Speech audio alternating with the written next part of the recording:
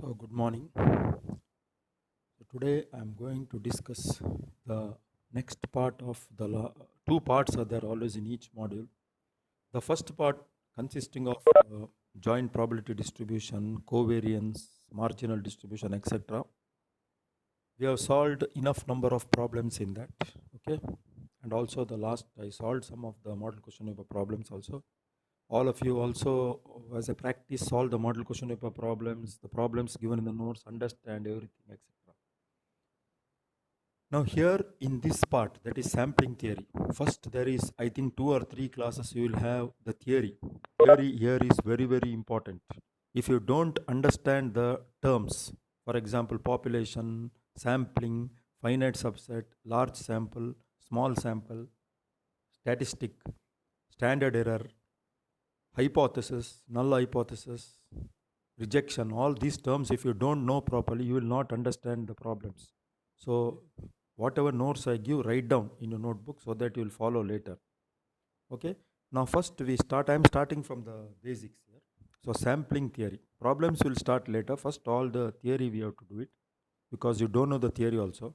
So, a large collection of individuals, see, a large collection of individuals or attributes or numerical data, a large collection of individuals or attributes or numerical data. Okay.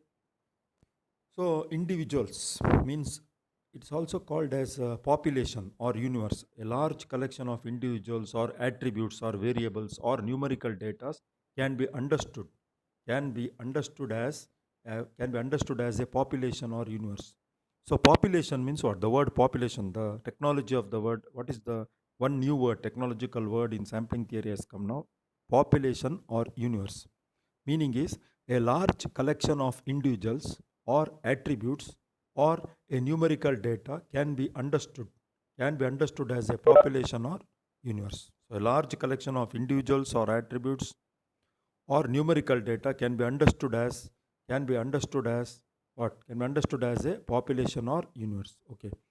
A finite subset of the universe is called a sample. Hmm? A finite subset of the universe is called a sample. Okay, a finite subset, this whole universe will be there, a large collection of individuals or numerical data or attributes. In that, a finite subset of that universe or population is called as the sample. This word has come for you again and again. Generally, take a sample. You they might when you're buying some, uh, say example, soap or shampoo, they will say take this as a sample. Means you take this as a trial, like that. In that sense only, a finite subset of the universe is called a sample. Okay. Suppose you take a sample of size n. See, suppose you take a sample of size small letter n from a finite population of size capital N. See, from a finite population of size capital N, suppose we take a small sample of size n, then we will have ncn possible samples. By common selection, out of the finite population size of n, we are selecting a small sample of size n. So the number of ways selection can be done is ncn possible samples. We get ncn possible samples. Okay. Then random sampling is a technique in which each of the ncn samples has an equal chance of being selected. So there are many types of sampling. In that, one such very important sampling is random sampling. So random sampling is a technique in which each of the ncn samples has an equal chance of being selected. So random sampling is a technique in which each of the NCN samples has an equal chance of being selected. So random technique means what? Out of the population n, finite subset, that is finite size population of size capital N, we are selecting a small sample of size small letter n in NCN ways. In this, the random sampling is a technique in which each of the NCN samples has a equal chance of getting selected. Then the word statistic will come for. What is the meaning of not statistics? Means okay, that's different. What you're studying, this complete subject is called statistics. But the word statistic is often used for the random variable or for its values. So for the random variables from now onwards, if the word statistic comes, then it means that it is a random variable. The word statistic is often used for the random variable or for its values. The word statistic is often used for the random variables or for its values. Okay. The word statistic is often used for the random variable or for its values. Then we come into consideration sampling distribution. Okay. Suppose we group the characteristics according to their frequencies. Suppose we group the characteristics according to their frequencies. The frequency distribution so generated is called a sampling distribution. So suppose we group the characteristics. Characteristics means mean, median, mode, or some other way of grouping it like that. Suppose we group the different type of characteristics, mean, median, mode, according to their frequencies.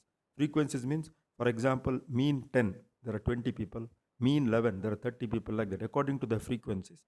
The frequency distribution so generated, the frequency distribution that we get, the frequency distribution so generated, or the frequency distribution that we get are called sampling distribution. The frequency distribution that we get are called sampling distribution. The sampling distribution of large samples is assumed to be a normal distribution. See, the sampling distribution of large samples, the sampling distribution of large samples is assumed to be a normal distribution. So these theoretical questions will not come in the exam. Okay, for exam there will be numerical problems, but to solve the numerical problems, you should know these basic terms. What is a sample? What is a sampling distribution? What is a normal? Already you know what is a large sample, what is small sample, etc. So the sampling distribution of large samples, okay, the sampling distribution of large samples is assumed to be a normal distribution. The sampling distribution of large samples, the sampling distribution of large samples is assumed to be a normal distribution. The sampling distribution of large samples is assumed to be a normal distribution. So now we go to the next concept here. So the next concept is the standard deviation of a sampling distribution is called the standard error, that is SE. SE means standard error. The standard deviation of a sampling distribution, the standard deviation of a sampling distribution is called the standard error. So what is standard error? It is the standard deviation of a sampling distribution. The reciprocal of the standard error is called precision.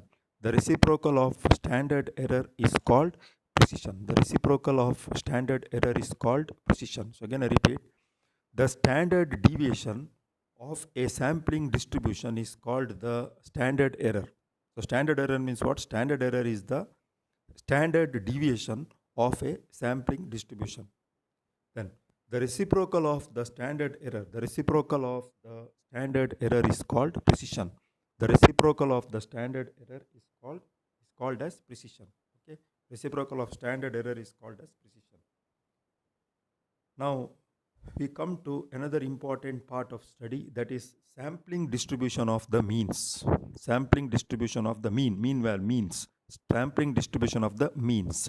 So in that case one, random sampling with replacement. What is the meaning of this? You can understand the general term. Random sampling, already I told you what it is. With replacement. Random sampling with replacement. One is removed, another is brought there. Like that. Here the items are drawn one by one. So random sampling with replacement means, random sampling I told you, see here the word has come before. See the sampling, see here. Sampling distribution of large samples assumed to be normal distribution. Then you studied precision and standard error. Okay. Now the random sampling with replacement. Here the items are drawn one by one and are put back to the population before the next draw. See. Here the items are taken one by one. Here the items are drawn one by one and are put back to the population. Here the items are drawn one by one and are put back to the population before the next draw. It's a very simple English I have written. You can clearly follow. Here the items are drawn, are removed one by one, and they are put back to the population. They are drawn one by one and they are again replaced, put back to the population before the next item is drawn. So when you draw one item, remove one by one, and after you finish drawing, again put it back. And then the next draw is being done like that. If capital N is the size of the finite population, if capital N is the size of the finite population and small n is the size of the sample, if capital N is the size of the finite population and small n, capital N is the size of the finite population and small n is the size of the sample, then we have n power n samples. If capital N is the size of the finite population and small n is the size of the sample, okay, what is capital N? Capital N is the size of the finite population and small n is the size of the sample, then we have totally n power n samples. So here in random sampling with replacements, mu of x bar is equal to mu. Here mu of x bar is equal to mu. Mu of x bar is equal to mu and sigma x bar squared is equal to sigma. That means the standard deviation of x bar square is equal to sigma squared by n. These are all the important formulas, sigma squared by n. Sigma x bar is also called the standard error of the means. Sigma x bar is also called the standard error of the means. Sigma x bar is also called the standard error of the means.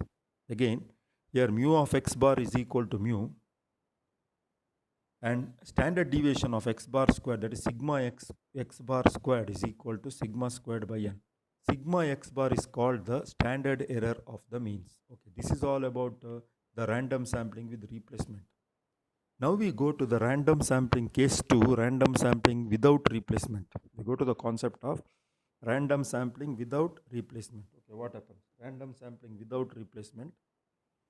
So here mu of x bar is equal to mu. Okay, mu of x bar is equal to mu.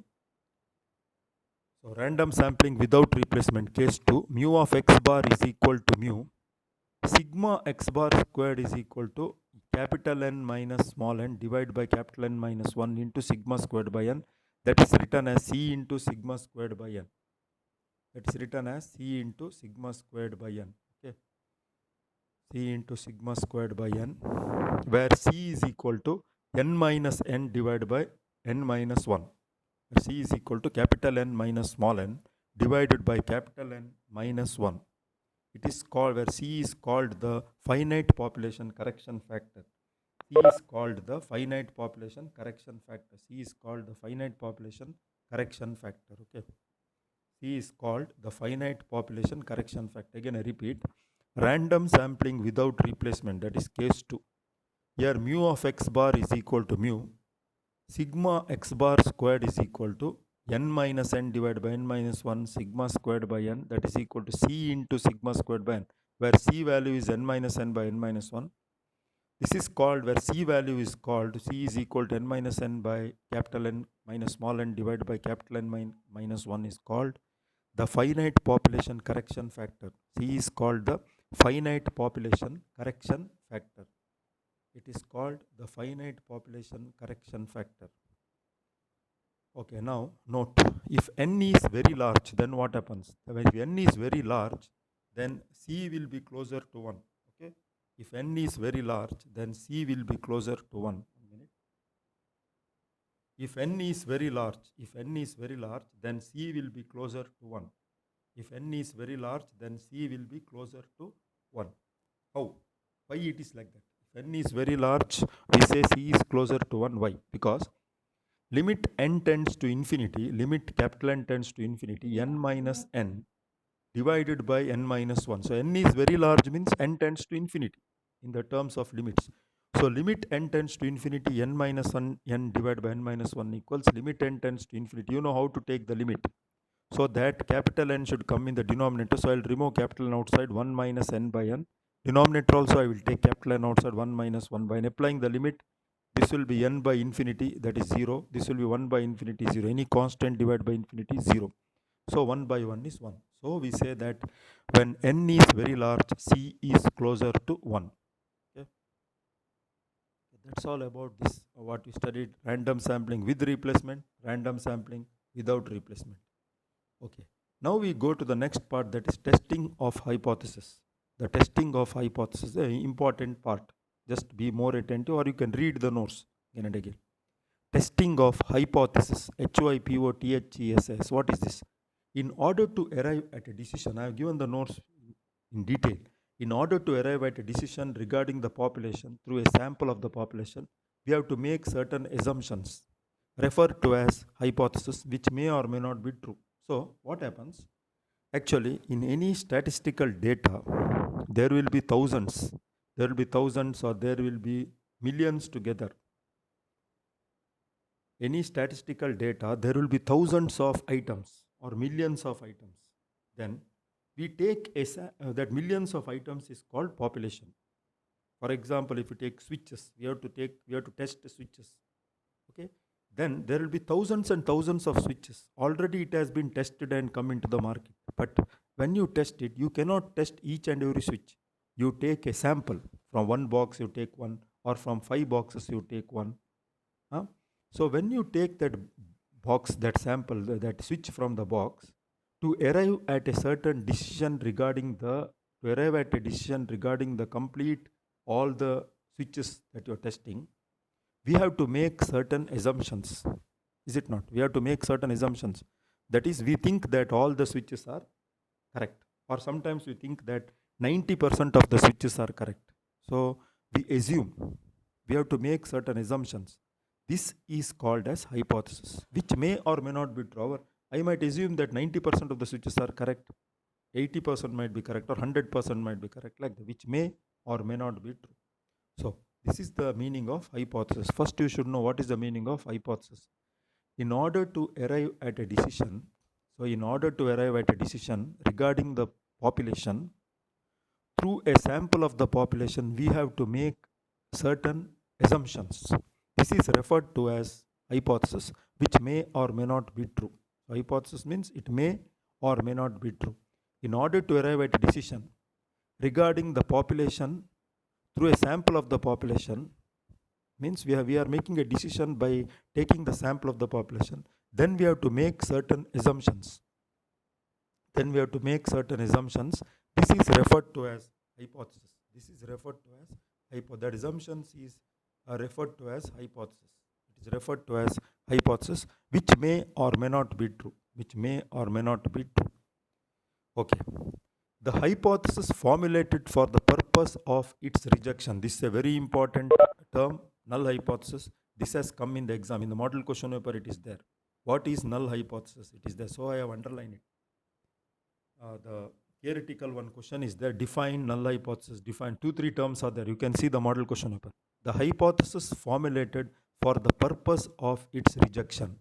See, the hypothesis done, the hypothesis assumed, the hypothesis formulated for the purpose of its rejection, under the assumption that it is true. The hypothesis formulated for the purpose of its rejection under the assumption that it is true is called null hypothesis. It is denoted by H0. So again I repeat, the hypothesis formulated for the purpose of its rejection means rejection of the sample or rejection of the product. The hypothesis done for the purpose of its rejection under the assumption that it is true, is called null hypothesis, denoted by H0. Okay, you'll understand more when we solve problems. Okay, but try to understand the statement of null hypothesis and the derivation, very, very important. It has come in model question paper. Define null hypothesis. So what you have tried? The hypothesis formulated for the purpose of its rejection. The hypothesis formulated for the purpose of its rejection under the assumption that it is true. Is called as null hypothesis. Under the assumption that it is true is called as null hypothesis. Hypothesis formulated for the purpose of its rejection. Okay, rejection of the population under the assumption that it is true. We assume that it is correct, is called null hypothesis, denoted by H0. Okay. And another hypothesis, one is null hypothesis, another is any hypothesis that is complementary to the null hypothesis. Any hypothesis that is complementary to the null hypothesis is called alternative hypothesis, denoted by H1. Any hypothesis that is complementary to null hypothesis. So, any hypothesis that is complementary to null hypothesis is called alternative hypothesis. It is denoted by H1. Any hypothesis that is complementary to the null hypothesis. Any hypothesis that is complementary to the null hypothesis is called as alternative hypothesis, and it is denoted by H1. So any hypothesis that is complementary to the null hypothesis is called alternative hypothesis denoted by H1. So two important terms, null hypothesis and complementary of null hypothesis, that is H0, H1. This will come again and again in problems. H0 means null hypothesis. What it states? The hypothesis formulated for the purpose of its rejection. The hypothesis formulated for the purpose of its rejection under the assumption that the hypothesis formulated for the purpose of its rejection under the assumption that it is true. The hypothesis formulated for the purpose of its rejection under the assumption that it is true is called null hypothesis denoted by H0. Any hypothesis that is complementary to the null hypothesis is called alternative hypothesis denoted by H1. Is called alternative hypothesis denoted by H1. So H0 and H1. H0 is called null hypothesis. Define null hypothesis. This definition will come again and again in exam. Okay. Example 1. We'll see example. See. To test whether a process B is better than a process A. This example I have given. Understand it properly. To test whether a process B, to test whether a process B is better than a process A, we can formulate the hypothesis as there is no difference between the process A and B. See, we can formulate the hypothesis as there is no, you can do anything, but this is one I have given. We can formulate the hypothesis as there is no difference between the process A and B. See, example 1, to test whether a process B is better than a process A. To test whether a process B is better than a process A, to test whether a process B is better than a process A, we can formulate the hypothesis as, you can do it in many ways. We can formulate the hypothesis as there is no difference between the process A and B. There is no difference between the process A and B. We can formulate the hypothesis as there is no difference between the process A and B. So, to test whether a process B is better than the process A, we can formulate the hypothesis as there is no difference between the process A and B. See how we take one such hypothesis. Many ways. We can also take as process A is better than B or process B is better than B. So here you have taken there is no difference between the process A and B. Another is to test whether there is a relationship between there are two variables. To test whether there is a relationship between two variables. To test whether there is a relationship between two variables. To test whether there is a relationship between two variables, we can formulate the hypothesis as there is no relation between them. See, to test whether there is a relationship between two variables, we can formulate the hypothesis as there is no relationship between them. We can formulate the hypothesis as there is no relationship between them. To test whether there is a relationship between two variables, we can formulate the hypothesis as there is no relationship between them, and then find out by calculations whether that you'll see later. Errors. Now coming to errors.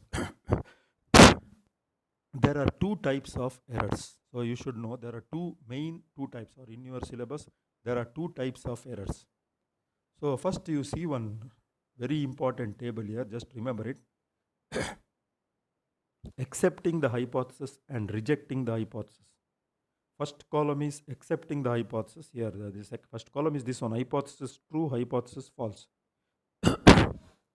All of you try to understand this properly. Today your assignment is understanding this table. First column here is accepting the hypothesis. Second is rejecting the hypothesis. Okay, hypothesis is true. If the hypothesis is true, then accepting the hypothesis means the decision is correct. Is it not? I have assumed that the hypothesis is true. Then accepting the hypothesis means correct decision. But hypothesis is true. You assume that hypothesis is true, but rejecting the hypothesis means it is a wrong decision.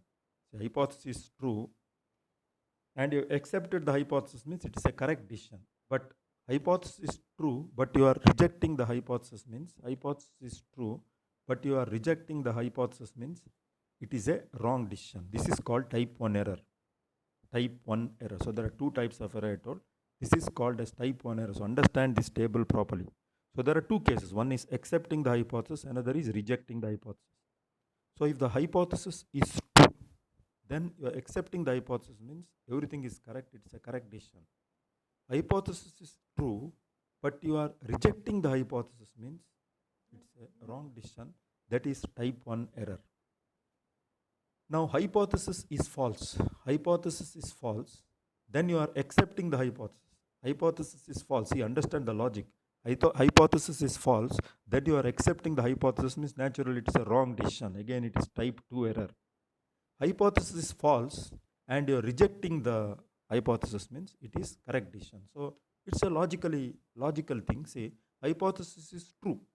Hypothesis is true. You are accepting the hypothesis means it is a correct decision. Hypothesis is true, but you are rejecting the hypothesis means it is a wrong decision. That is wrong decision is type 1 error. Hypothesis is false and you are accepting it means it is a wrong decision again. So it is type 2 error. Hypothesis is false and you are rejecting the hypothesis means it is a correct decision. So this is type 1 error, type 2 wrong decisions. How? Please go through this table. A region which amounts, okay, a region which amounts to the rejection of null hypothesis is called critical region. A region which amounts to the rejection of null hypothesis is called critical region or region of rejection. A region which amounts to the rejection of null hypothesis, a region where the null hypothesis is rejected is called as a critical region or is called a critical region or region of rejection. The region where the null hypothesis is rejected or which amounts to the rejection of null hypothesis is called critical region or region of rejection. Okay. See, now the next concept is significance level. Another concept, new word. The probability level below which leads to the rejection of the hypothesis. See, the understand here all it is logical and don't by heart, understand. This also they might ask in the exam in model question paper theory. Significance level, if you see the model question paper, you can make out the significance level, the probability level below which leads to the rejection of the hypothesis is known as significance level. Significance level, the probability level below which significance level, the probability level below which leads to the rejection of the hypothesis, below that it leads to the rejection of the hypothesis is known as significance level. The probability is conventionally fixed as, the probability usually is fixed in your syllabus as 0.05 or 0.01. 0.05 means 5%, 0.01 means 1%. These are called significance level. So the probability level below which it leads to the rejection of the hypothesis, below that significance level, whatever is as rejection of the hypothesis is called significance level. The probability is conventionally fixed as 0.05 means 5%, or 0.01 means 1%. These are called significance levels. So we feel confident in rejecting a hypothesis. We feel confident in rejecting a hypothesis at 1% level of significance than at 5% level of significance. We feel confident in rejecting a hypothesis at 1% level of significance. These are all logical things, try to understand. We feel confident in rejecting a hypothesis at 1% level of significance than at 5% level of significance. So we feel confident in rejecting a hypothesis at 1% level of significance than at 5% level of significance. 5% level of significance can also be understood as the probability of committing errors. 5% level, we always are confident. We are always confident in rejecting a hypothesis at 1% level of significance than at, because it is low, at 5% level of significance.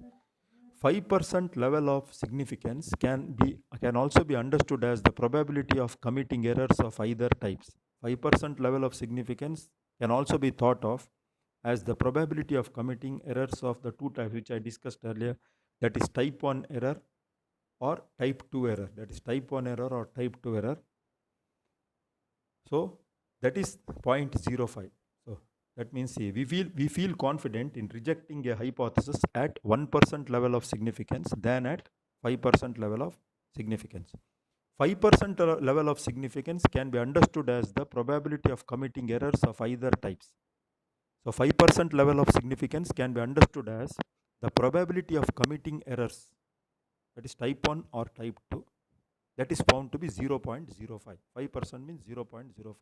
5% level of significance can be understood as the probability of committing errors of either types, that is type 1 or type 2. Again, this last sentence I will just say, we feel confident in rejecting a hypothesis at 1% level of significance than at 5% level of significance. Rejecting a hypothesis means we are always confident rejecting at 1% level of significance than at 5% level of significance. 5% level of significance can also be understood as the probability of committing errors of either type. See, 5% level of significance can also be uh, understood as the probability of committing errors of two types, type 1 or type 2, which is 0.05, which is 0.05. So, summarizing today, summarizing the class today, I discussed about the sampling theory, different concepts, the basics.